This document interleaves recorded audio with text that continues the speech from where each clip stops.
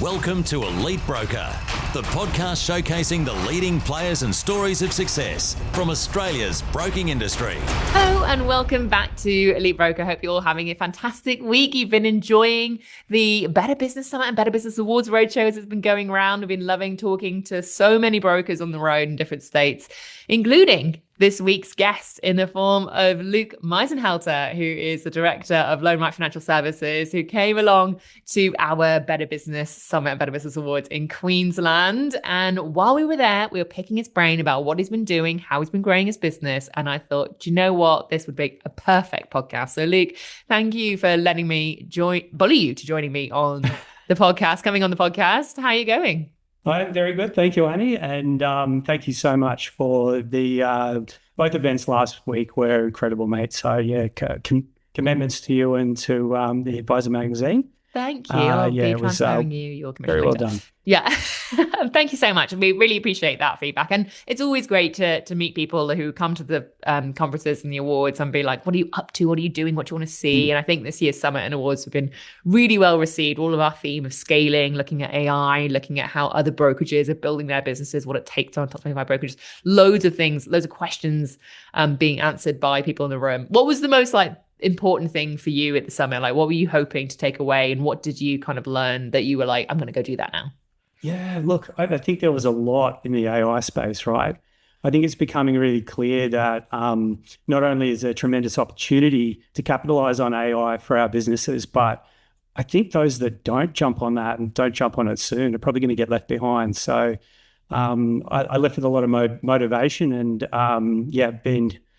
I've been looking at investing some more time into AI and ways that we can integrate into our business as well. Yeah, awesome. Well, we're going to be talking about your business because Loanright Financial Services up in Mooloolaba, or as my mother-in-law keeps saying, Mooloolaba, which I think is hilarious, Mooloolaba.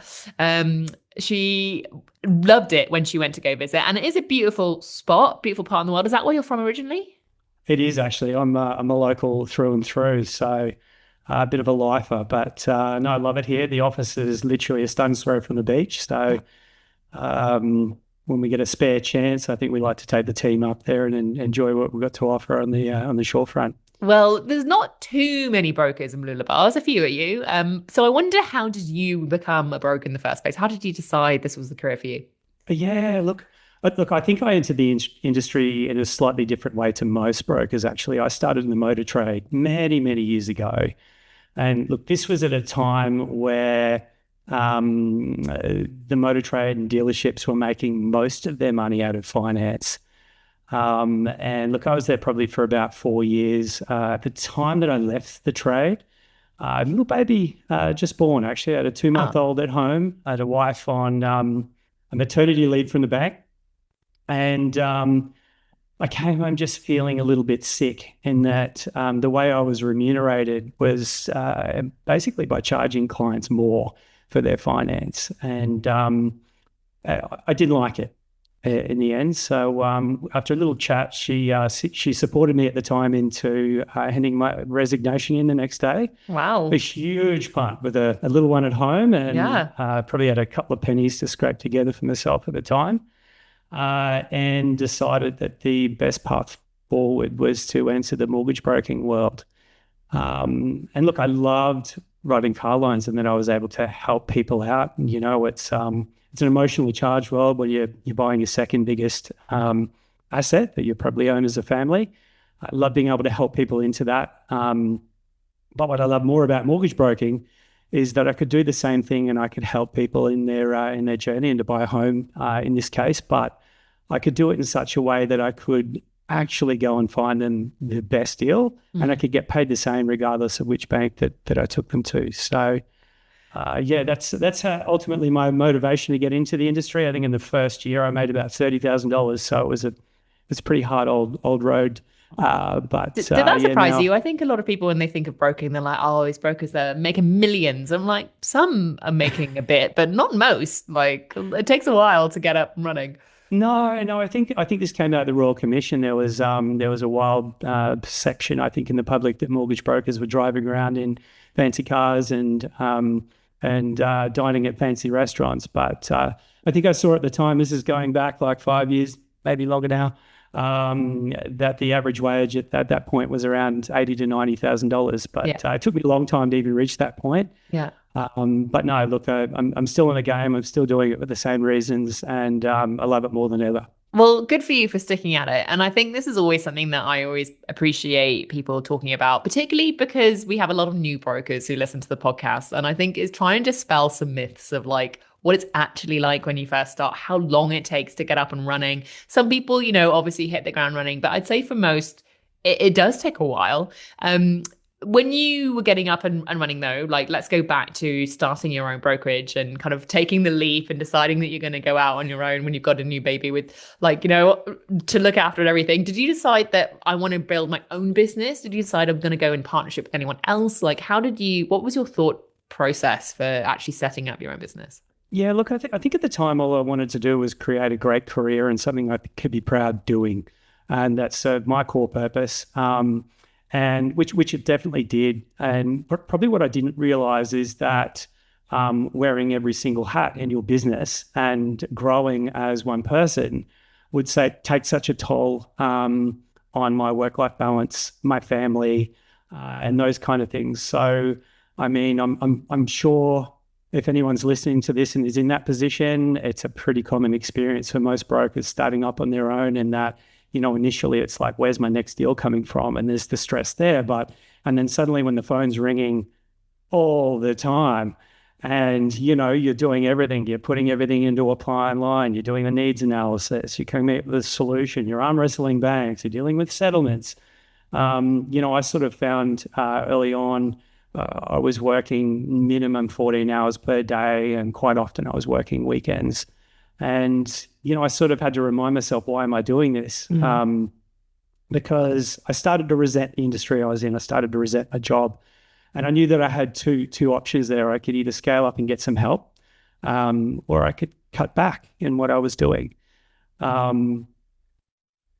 Really grateful, I suppose, looking back now and to the journey of Loanright and how far that we've come as a business, that I decided to scale up. But that didn't come without its challenges as well, early days, and you look even nowadays as well. So how long ago was this? I mean, you're talking earlier about the Royal Commission. So is it around that time, like 2018, 2019? No, it was before that. So 2014, I think I wrote my first deal. So, okay. And can you remember what it was? Yeah, I can actually. It was a first-time buyer. It was a person that I knew. And I think at the start, when you're a broker, right, you kind of have to convince everybody you already know that they can trust you with their finance. But really, I'd done a Cert 4 and I thought I knew everything there was to know about mortgage broking. But, you know, I think in that first year, anyone who's jumped straight in after just doing a Cert 4 realizes pretty quickly that there's a lot more to know. So I started working with this client on his first home loan. Now, I think it was just him. He'd have been none of the wiser. You know, I'm putting together options that match his needs, and I've shopped really hard for his loan. I'm thinking, oh, this is awesome. I've got this guy a really good deal. What he didn't realize is in the background, he had a really good friend working in one of the big four. And well, she hadn't done a full needs analysis. She hadn't really fully understood exactly what it was that he was trying to achieve, or his financial position. I remember she kept throwing little ideas in his head. He kept coming back at me, and he kept, questioning a lot of my recommendations. But I suppose a lot of that also comes from inexperience and confidence, or a lack thereof at the time.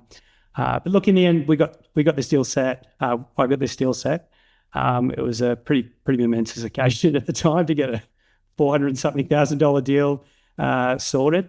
But this particular client's actually still a client of Loanright's, and has gone on to buy and sell multiple properties. So yeah, awesome. Well, I guess that goes to show again, like, why the broker is so important, because you say there, like, if someone else hasn't done the proper due diligence and hasn't asked the right questions or known what their game plans are, they might put them into the wrong loan and kind of in the end make them worse off than they were. So like having someone who actually has listened to them, understood their needs, looked at their future trajectory and been like, this is what we want to do and this is why, and then, creates a client for life.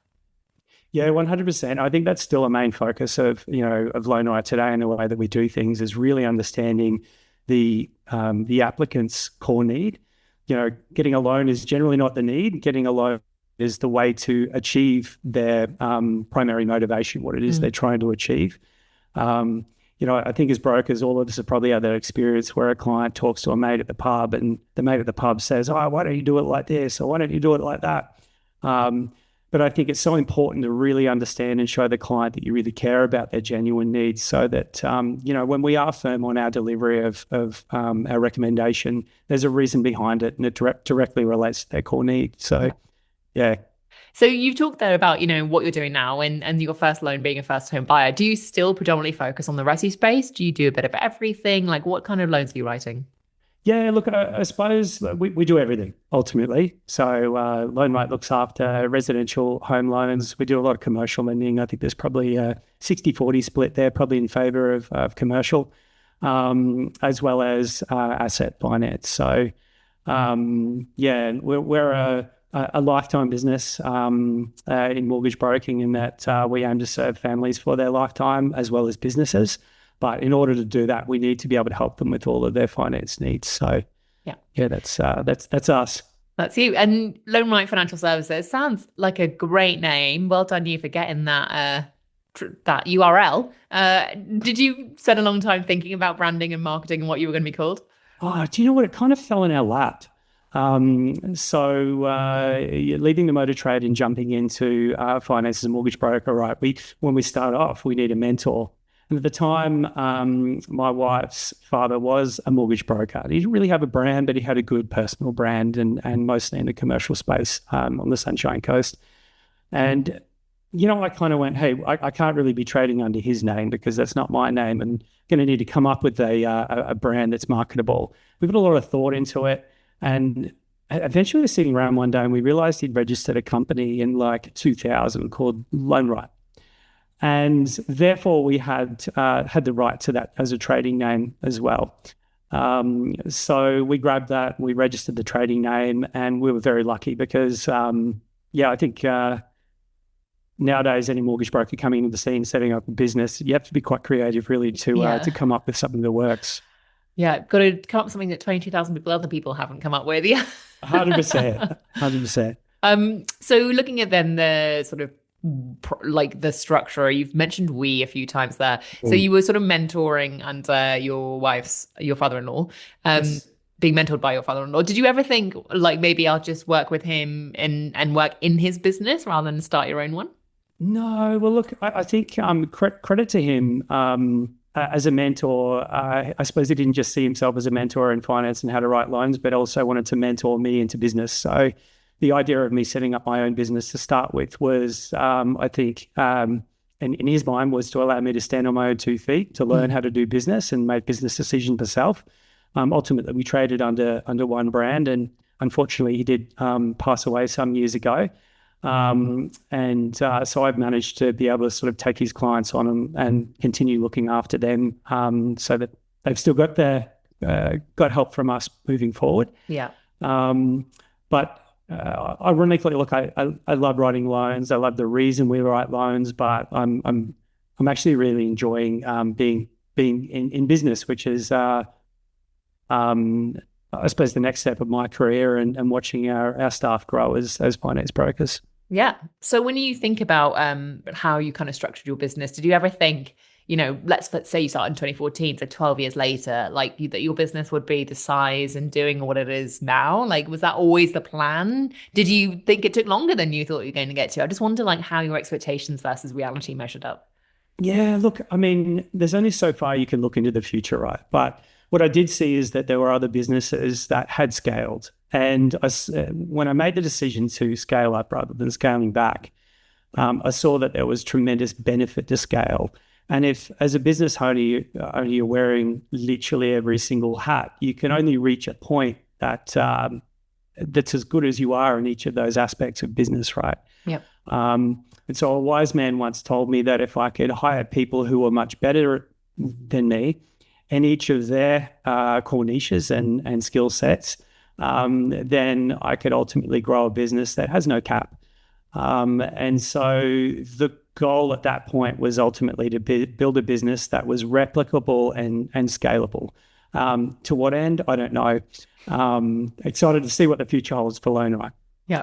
We're going to take a quick break here, Luke. When we come back, I'm going to pick your brain about how you actually do what you do. So your operation side of things, who does what on the team, what sort of things you do outside of the sort of broking to engage the community. And we'll get into that just after this message. So Luke, you talked there about we and team, and I'm curious, like, is that a team of one? How many people are in this team? Yeah, there's 8 of us at the moment. So that's 4 mortgage brokers and 3 onshore assistants and a marketing manager. So Cool. That's us. So how long was it before you decided to bring in a second broker? Look, it was probably about 6 or 7 years ago. Big risk, but I took someone on to mentor as a mortgage broker. And certainly learned a lot of lessons in that process, I think in business and in mentoring as well. But yeah, we've sort of been slowly scaling since then. And did you take on that person because you were like, I just need help getting through the work? Or was it someone that you just like, someone was like, hey, do you have a job for me? Like, I wonder how that came about.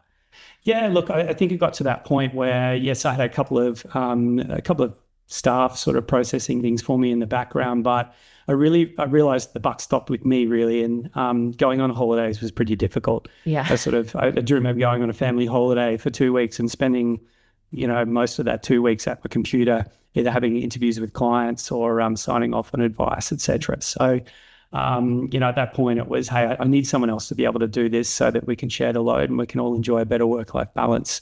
But yeah, that was my primary motivation at the time, and that's grown a little bit since then too. And now you've got 4 brokers. So do each of you do this like everything, or do you kind of have a broker that specializes in different things? Yeah, look, I suppose the skill set's very split there, in that I feel like our commercial brokers have a very unique understanding of commercial lending. So Brett, my business partner, so he came into the business about 5 years ago and into partnership with me a couple of years ago. Came from many years in SME and commercial banking at Westpac. And so Brett sort of heads up our commercial team. Jason in our team as well. He's been in Bankland for, maybe 15 years or more. But look, I find that with the complexity of commercial lending, it's really time and share and experience that can get you there.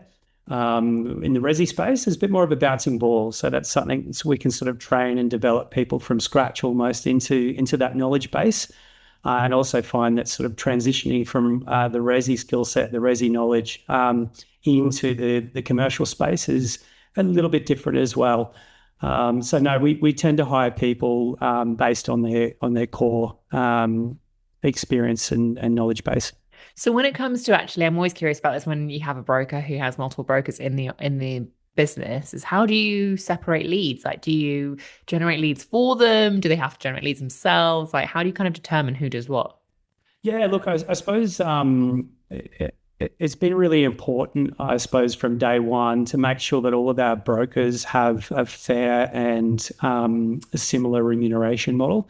Not that there's any one best way to do this, and we've seen so many different remuneration models for brokers, but I wanted to make sure that regardless of whether the lead came from a Loanright source, and whether that be our Google and digital initiatives, or from me, or from Brett, or whether it's a lead that they've obtained themselves to their own networks, that they had the same motivation to complete that deal and get the deal done, regardless of where it came from.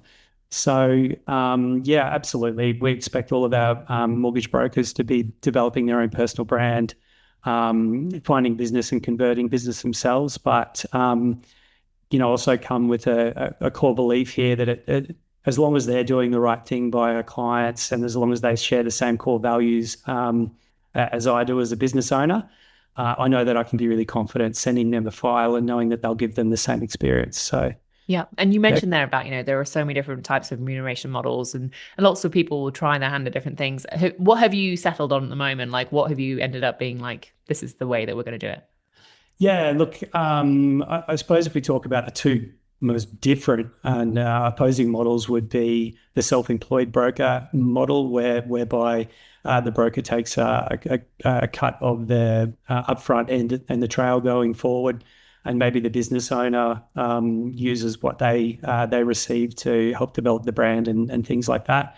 All of our brokers, everybody in our office is PAYG with a base income and a commission based on the loans that they write. Yeah. And did you go through different iterations to get to that, or did you always know this is what I'm going to do? Yeah, we did. We went through the complex model of, we'll pay you more if you generate the lead yourself and less if we generate it for you. We played around with, what split of that commission are we parting with? We considered and played around with brokers receiving a portion of trail. There was a lot of trial and error there. I think it really comes down to any broker or anyone working in our business needs to feel like they're being remunerated fairly for the work that they put in. I suppose certainly from where I'm coming from, I don't want anyone to build resent for the business they work for. So I think we probably overpay a little bit, but that's fine for me. Yeah. And I think the other thing that a lot of brokers, when they start hiring as well, are kind of worried about is being like, how on earth do I account for a commission only but like person when I'm like, I don't know what it's going to be like each month. How am I going to account for this? Make sure I have enough cash flow to pay them their splits or to do this. Like, at least when it's got a PAYG base, you're like, I know I need to set that aside, and then the rest we can kind of deal with. Well, yeah, look, that's been one of the teething pains with scale, even on the PAYG model, right? So if we take on a new mortgage broker with a really decent base salary, we know that it's about, it's a 3-month lead in before they really start producing revenue for us. So, we've got to be able to carry that for at least 3 months. And it's probably not until that 3-month period where you really know if they're contributing to your business and they're actively chasing leads, finding leads, converting leads, and doing what we need them to be doing. So it's a pretty big risk to hire a broker. So we need to be damn sure, I think, at the front end that we've hired the right person. Yeah. And then when it comes to the support, you talked about having some onshore support staff and a marketing person as well. How do you split like who is supported when? Like, do you have, someone who just kind of does the pre-settlement stuff and then post-settlement stuff? Or do you have kind of like everyone works on everything? I wonder how you structure the team. Yeah, look, in terms of our process, I do think we're a little bit unique, I suppose, at our size or bigger in that as soon as a lead comes in, all of our clients talk to a mortgage broker. And that's really important to us in that, if you're the guiding force behind what it is they choose and we're making the recommendation, we need our clients to know that we actually care about their needs to start with. And that we're not just pre-qualifying them before I decide whether or not I'm going to talk to them. I think everyone that works with our business, we have an opportunity to help them, whether we can get them a loan right now or whether we can get them a loan that matches their needs right now or they have to wait. If they do have to wait, there's something blocking them from being able to get that right now. We still have the ability to educate them and get them there down the track. It's really important, I think, that all of our brokers have that initial chat and connect with the client's needs properly. From there, obviously, we're collecting information on the client's statement of position and documents to verify. That's all handled by our back-end team who are file owners start to finish. Now, obviously, quite a few models there. You've got the production line model where there may be someone who comes up with various solutions. The mortgage broker might chat someone through. Then you've got someone maybe sits in AOL, and then maybe you have someone who deals with the settlement.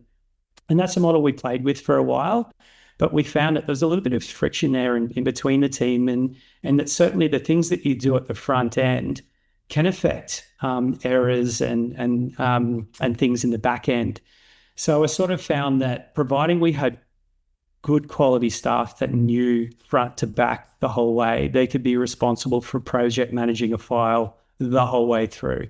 And there's no one to blame then. If there's an error at the back end, whoever's made that error is saying, well, I did it, I've got to fix it, I'll make sure I get it done, and they're responsible for making that happen. So that's the model that we've settled with, but I can't see that changing anytime soon. Yeah. And I haven't asked you yet, and I probably should have done, because whenever we talk about the size of teams and support staff, people are always like, well, how many people do you need for a business of a certain size? So how many loans do you reckon between all of you at Loanright you settle a year or a month? Oh, goodness. I think it must be about 250 at the moment. Okay. Per year. And majority, sorry, did you say 60-40 commercial resi? Yeah, 60/40, and that's in terms of volume. That commercial, obviously commercial The deals are a volume lot numbers bigger. are higher, yeah. You're writing a lot more loans in the resi space to get that volume. So yeah. Yep. Okay. And when it comes to then, like, I guess, actually using all the sort of things available to you. So, we talked at the beginning about the Better Business Summit and sort of things we're seeing brokers do to scale. And you were kind of talking about, it gives you loads of ideas and makes you really inspired. Are you using already any tools and technology in your business that you're like, this has been a game changer, I don't know what I would do without it? Oh, look, I had a bit of a light bulb moment. A couple of weeks ago, I started playing around with building an AI assistant to help our marketing manager, right? So the great thing about having a marketing manager is they can come up with all of these wonderful things we can send out that, the general public might see, and they might go, oh, that's great, let's inquire. But we still have to have pretty heavy governance on that, because we can't have a marketing manager sending things out that aren't true, that aren't compliant, for instance. No financial advice. Yeah, 100% right. So it sort of got me thinking that in order to create a lot of the content that we send out, we could actually create a bit of a formula, and we could get an AI assistant that knows everything about our business that we've put into it over the last sort of few years, to ask us a certain set of questions every single time that we can put in there, and it can actually throw out a really useful piece of marketing material as a campaign, with decent lead magnets and lead generation links, various things there, right? It also got me thinking there that if I was able to do that, then surely there's ways that we can actually use similar AI assistants for the purposes of listening and recording our initial fact find and needs analysis, passing that information on to our assistants who use that to help the research for our clients and for our brokers, but then also to match our recommendation. Obviously, we've got to all write bid notes, and it's really important that we do justify exactly why we've recommended a certain product, and that product directly matches the client's initial needs. So it's a time-consuming part of exactly what we do. But certainly realize that there's some huge benefit to using AI to help us with our bid notes. Obviously, it's something we do have to read and make sure we don't just throw straight into our credit proposals. So we're really responsible for what comes out. And we've been working on that over the last couple of weeks. So no, that's been great. Cool. And may I ask as well, like, what aggregator you're with? I probably should have asked that early doors, because I always think that's really interesting seeing what the aggregators are offering too. Oh, I'm on to my third aggregator. I feel terrible saying that, but we've recently joined NMB, National Mortgage Brokers. So this change occurred in January. Previously had been with the Loan Market Group for almost maybe 4 or 5 years. So no, excited to be where we are right now. But also credit to Loan Market. They were amazing for us for that 5-year period. And eventually we'd worked out that the software that we'd spent the last year building just didn't talk well with my CRM. So no, NMB have been great in picking us up and developing some good trust with our buyers. I'm going to pick your brain now about changing aggregator, because every year people ask us about it and they're like, it is so painful. But I want to know, like, firsthand, what are, top 3 things that are the hardest part about moving aggregator, and then the top 3 things that are the best parts about moving aggregator? Look, I think everyone sort of knows, think about sort of moving aggregator, or if you heard someone that's moved aggregator, there's that period of going dark, right? You cut off with all lenders, and then you can't write for a period of time until the accreditations start coming through and et cetera. So yeah, that is a bit of a pain. I think an aggregator who can make the transition fast and can get those accreditations transfers fast-tracked with your various banks, or at least your top 5 or 6 banks, can really help that transition. I think for us, our transition to aggregators also came with a whole new piece of software that we've been building and rolling that out with our team and training them on how to use it, but also transferring our data. And this is where previously we'd worked with AFG and then Loan Market who had housed our data, and we primarily used their software, which came with its own limitations. Don't get me wrong, they do great things. We just had probably bigger plans and bigger aspirations in our data and our software space, which meant that we had to take that data out. We had to match that data with our new software and all the data points. We had to clean that data, we had to get rid of all the double entries, etc. And then also make sure that that works with our new aggregator. So that took us a lot of time, and we had some really good operators managing that for us. Actually, I'd have to give Christian at Octus a bit of a shout out, who introduced us there. But yeah, that was ultimately, it was a nightmare, but we got through it. Sorry, you were talking about. Firstly, I'll just clarify, Christian from Octus is Christian Patterson, the broker coach. But also, you mentioned about the software you're building. Is that different to the AI then? Yeah, so we haven't integrated any AI yet, but transparency there. One of the pieces of software in the tech stack that we're using for our workflow management and loan building and submission to lenders is Sales Tracker. So we've rebuilt Sales Tracker so that it matches all of our core lines of business, and that we can actually do commercial, resi, and asset finance and track that the whole way through in Sales Tracker. I believe Sales Tracker's about to release V2. So haven't seen it yet, but I believe there's some really cool AI stuff that will be integrated. The stuff that we're doing with AI is stuff that I built in the AI environment and isn't actually part of our software just yet. Cool. So you're actually spending quite a lot of time in actually developing your own versions of technology anyway. Oh, look, I've got no idea what I'm doing, but the best thing is you can actually ask AI how to do it. Yeah. So, but no, it's been a bit of fun actually, and we've got some really good efficiencies out of it. Yeah. The other thing I want to talk about, I mean, as well as sort of running your business, is looking at, well, how you generate new leads. Because you talked about earlier, you know, when you first started, you had that kind of first home buyer who kind of like looking at friends and family. Nowadays, how do you actually get your business name out there? Is it all through marketing? Is it through advertising? Is it through sponsorships? Like, how do you do it? Yeah, look, that's a tricky one. I think Loanright really essentially, and certainly since the beginning, has always been about communicating our trustworthiness. And I think I realized that early on. Like, I thought, oh, hang on, I was out of sales. I'm not selling finance anymore. I'm actually a service provider, and it's my job now to just find people the best deal and the best structure to match their needs. But I think after only earning about $30,000 in the first year, I sort of realized it's not enough just to be doing the right thing. It's not enough just to be trustworthy. We have to communicate our trustworthiness with people. And so, yeah, look, I suppose progressively, I think word spreads. If someone has a great experience, they tell the next person who tells the next person. The business has sort of grown organically off the back of word of mouth. And not just our clients, but also the other professionals, industry professionals that we work with. So yeah, a lot of our leads come from our relationships with accounting firms, real estate agents, and legal.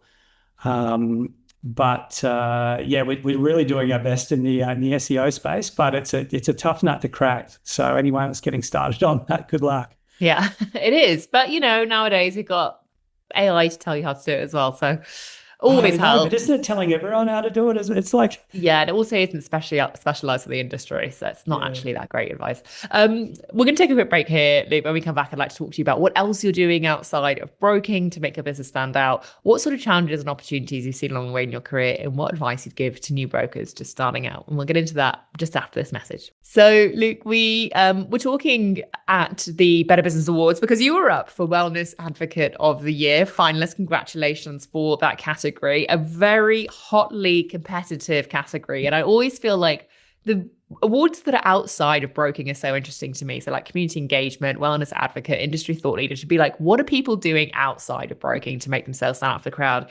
And your story is hugely interesting, and I think one worth amplifying. So walk me through what you're doing outside of broking for the community and to support those outside of those in your direct circle.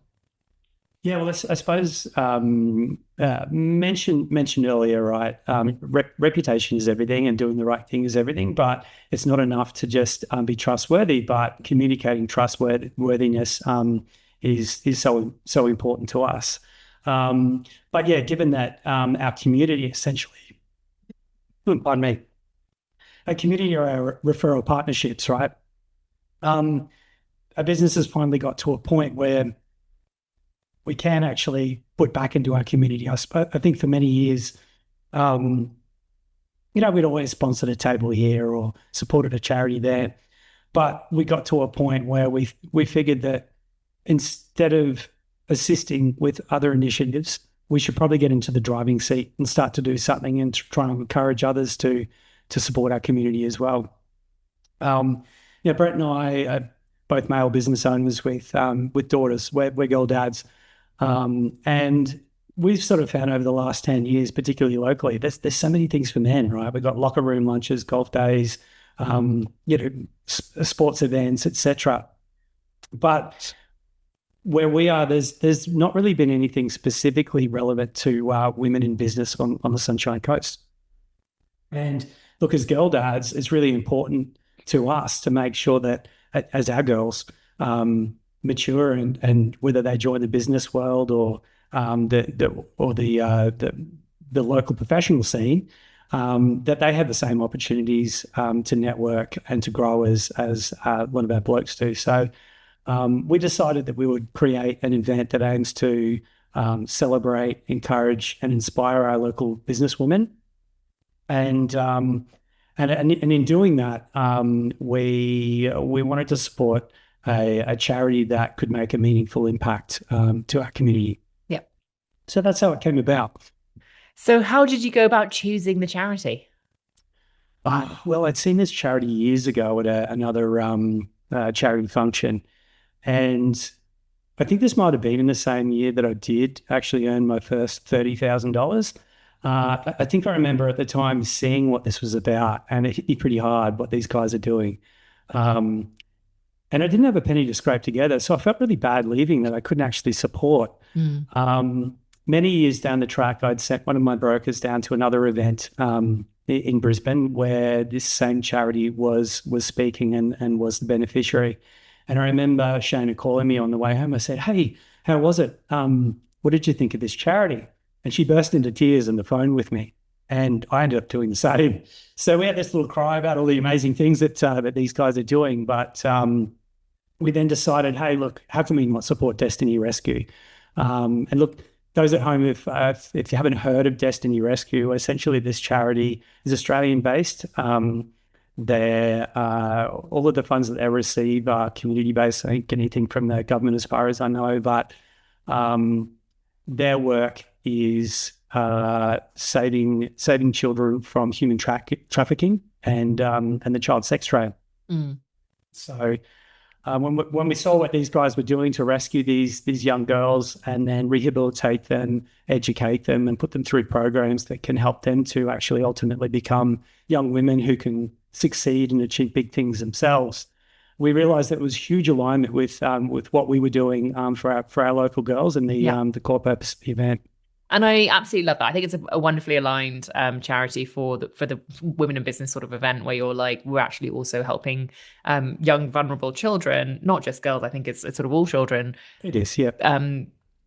Get out of very difficult situations and find themselves into safety, but also on like a more even footing and a more sort of safe footing. I think generally it's largely targeting children who are fighting sexual exploitation and child trafficking across many different countries, particularly in developing countries. And I think seeing the work that they've been doing to raise awareness and funds for people in these countries has been amazing, as well as domestically as well. Do you have any idea of how much money you've helped raise for this charity over your your community engagement programs? Yeah, so second year running, we're at $75,000 there, plus or minus, which is the equivalent of 42 children rescued. That is incredible. Rehabilitate it. So yeah. Incredible. So I think that's a wonderful way of engaging with the community and kind of making sure that you're getting your name out there as well, but not just, as I say, for broking, but for giving back to the wider world.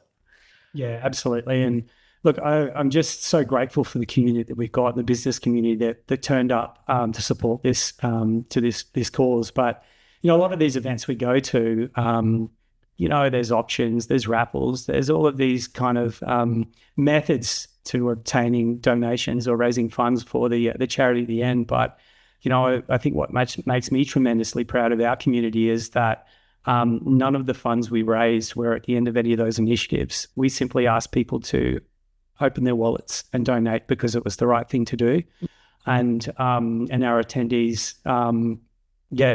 the response was amazing. So I love that. And do you do anything else in your community, like in terms of talks in schools, or do you go out to like local sports clubs? I wonder like if you kind of do anything else that's sort of getting the Loanright name out there. Yeah, look, over the years, we're very heavily involved with the Marucci Swans. Actually, just attended a golf day with those guys, but pretty proud sponsors of that footy team. Mm-hmm. I think there's a lot of correlations between running a football team as well as running a business, which I love. We draw some similarities there with those guys. But even down to our surf lifesaving clubs, so Sunshine Coast being a beach-based community, our surf lifesaving clubs are a really, really important part of our community as well. Yeah. But no, they're probably our two main ones. Yeah. And when you think about, the future trajectory of your company, so now you've got a good working pattern. You've just changed aggregator, so you can breathe a sigh of relief now that's all done. Hopefully 2026 will kind of be a big year for you. But do you have anything on the horizon for this year that you're really hoping to achieve? Like, do you have a kind of vision board for what your year is going to look like? Yeah, I think so. Look, it's certainly off the back of the legacy lunch.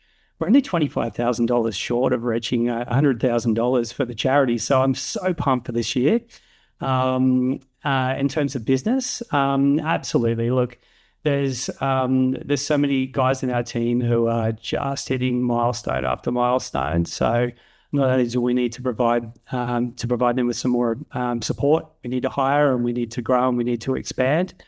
But off the back of our future transition in terms of software, there's some amazing things that we can be doing with that now that we hold the data and we hold the control over that. So I'm really excited to help develop that over the future as well. Yeah. And you mentioned earlier Christian Patterson, who, as I said, is a sort of a coach in the broker space. Are you still using mentoring services? Do you have a broker coach? Had you ever done that in the past? No, I haven't done that per se. But I'm really lucky that the local broking world is it's got a really good culture around share to grow. So, look, I remember going back to the COVID days.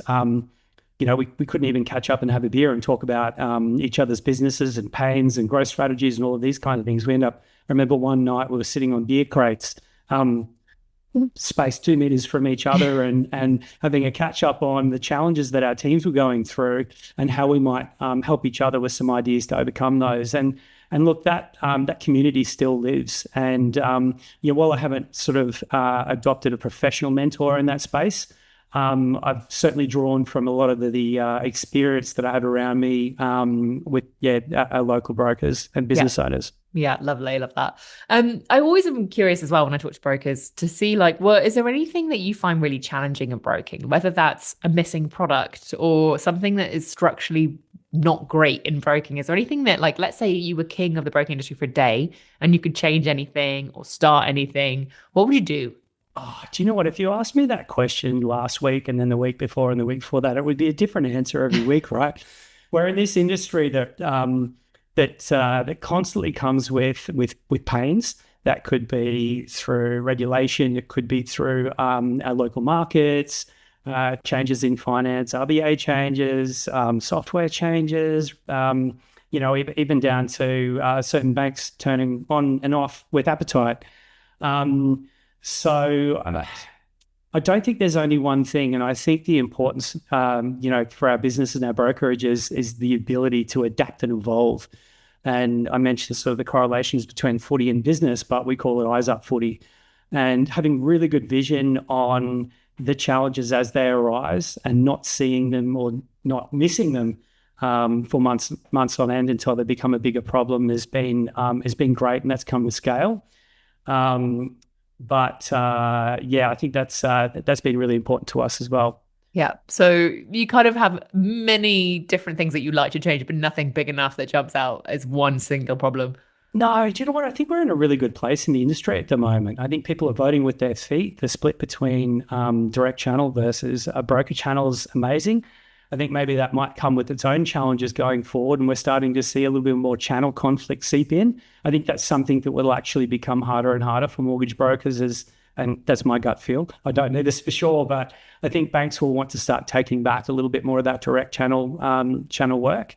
But again, it's just constantly adapting and evolving to the challenges that are thrown at us and making sure that we're best equipped to manage that. And are there any products that you would like to see that you think are any holes in market where you're like, you know what we're missing is this? Oh, maybe. 110 LVR. I don't know if I'd want to be putting a client in a loan with that. That's true.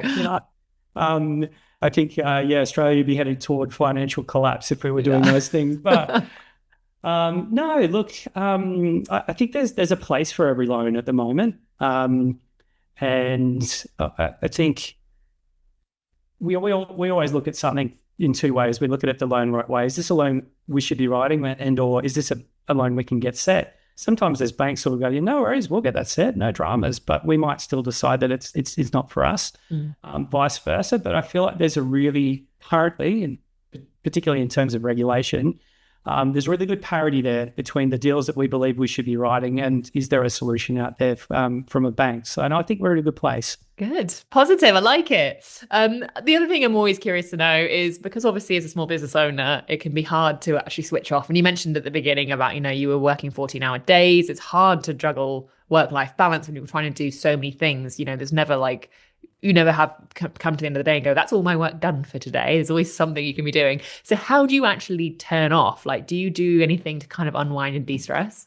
Yeah, look, I think I got to that point where I went, hey, look, something needs to change and I'm the master of my own destiny. So if my work-life balance isn't great, it's on me, right?